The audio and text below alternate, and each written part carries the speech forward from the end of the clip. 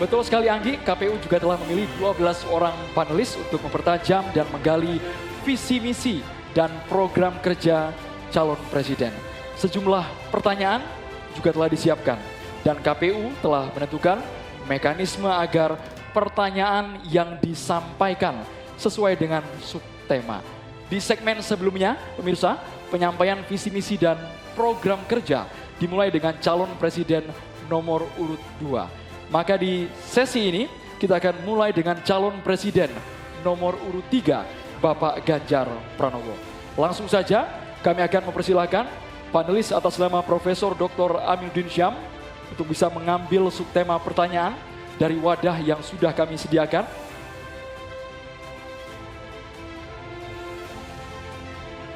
Kami mohon untuk dibuka dan diperlihatkan kepada calon presiden dan ke kami, moderator.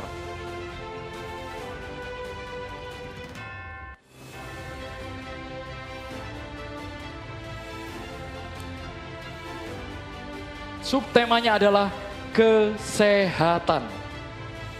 Kami juga akan mengundang Bapak Tolhas Damani MED untuk dapat mengambil undian daftar pertanyaan Bapak dari fishbowl yang telah tersedia. Apakah huruf A, B, atau C yang akan muncul? Bisa diperlihatkan? Huruf A. Baik. Ini pertanyaannya masih tersegel dengan subtema kesehatan. Kita akan membuka dan kami ingatkan kepada calon presiden untuk bisa menyimak baik-baik pertanyaan karena hanya akan dibacakan satu kali. Baik. Pertanyaan untuk calon presiden nomor urut 3, Bapak Ganjar Pranowo. World Population Prospect tahun 2022 menunjukkan angka harapan hidup manusia Indonesia berada di urutan 10 dari 11 negara ASEAN. Salah satu penyebabnya, kebijakan program dan anggaran kesehatan lebih berorientasi pada aspek kuratif daripada promotif dan preventif. Pertanyaannya, bagaimana strategi paslon untuk memprioritaskan anggaran dan program promotif preventif? Silakan waktu Anda 2 menit menjawab, dimulai ketika berbicara. Terima kasih.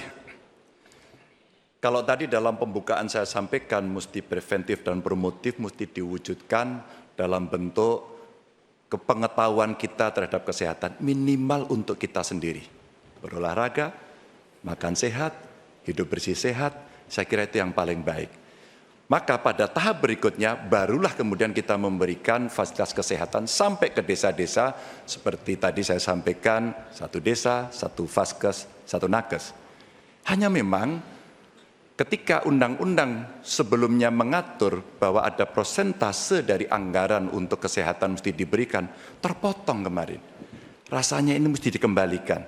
Angka 5-10% menjadi angka yang bisa memastikan dalam politik kesehatan kita, layanan itu akan jauh bisa lebih baik. Namun ingat, kalau kita bicara angka harapan hidup, maka terhadap mereka mesti mendapatkan layanan kesehatan baik, mereka mesti mendapatkan hiburan yang baik, budayawan juga bisa membantu mereka untuk bisa membahagiakan mereka.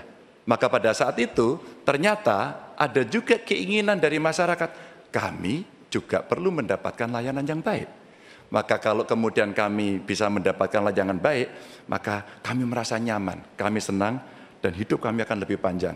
Maka peran posyandu, peran dasawisma, peran kelurahan, RT, itu menjadi kekuatan yang luar biasa. Di samping tentu saja, pemerintah akan mendampingi dalam setiap kebijakan yang ada. Sehingga dalam politik anggaran, ada persentase yang mesti disiapkan agar anggaran kita bisa cukup untuk bisa memenuhi. Tentu ini kita bisa lakukan secara bertahap. Dan itulah program yang cukup bisa komprehensif menyelesaikan bagaimana harapan hidup bisa jauh lebih panjang. Ya, selanjutnya kami berikan kesempatan untuk Capres nomor 1 Bapak Anies Baswedan menanggapi jawaban yang disampaikan oleh Pak Ganjar. Silakan Pak Anies, waktu Anda 1 menit dimulai ketika berbicara. Yang tadi disampaikan baik dan izinkan saya meneruskan bahwa salah satu persoalan utama adalah pusat kesehatan masyarakat kita saat ini diarahkan terlalu fokus pada hal-hal yang sifatnya kuratif. Lalu urusan kesehatan seakan menjadi urusan Kementerian Kesehatan dan Dinas Kesehatan saja. Dan salah satu masalah utama adalah banyak yang disebabkan oleh pola hidup yang tidak sehat. Karena itu kami melihat yang disebut sebagai promotif, preventif, kuratif ini harus seimbang. Jadi kesehatan itu harus lintas sektoral. Kami pernah lakukan ini di Jakarta. Yang kita kerjakan misalnya membangun air bersih misalnya di Kepulauan Seribu supaya mereka dapat air yang sehat.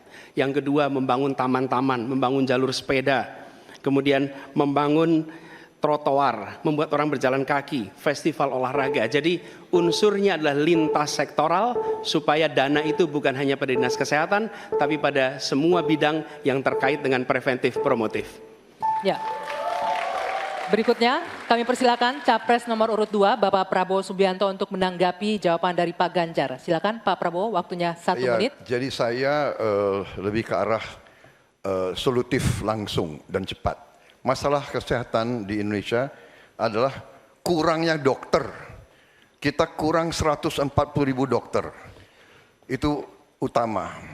Bayangkan kalau ada yang kena stroke atau serangan jantung, 2 sebab yang paling besar kematian di beberapa kabupaten tidak ada spesialis jantung atau spesialis stroke. 2, tidak ada perlengkapan-perlengkapan yang memadai. CT scan, PET scan, jarang ada di kabupaten. Ini harus kita atasi dan ini bisa kita atasi. Jadi solutifnya demikian. Dan yang paling penting dalam preventif adalah makan bergizi untuk anak-anak dan ibu-ibu yang melahirkan. Makan bergizi ini meningkatkan daya tahan, imunitas, mencegah penyakit.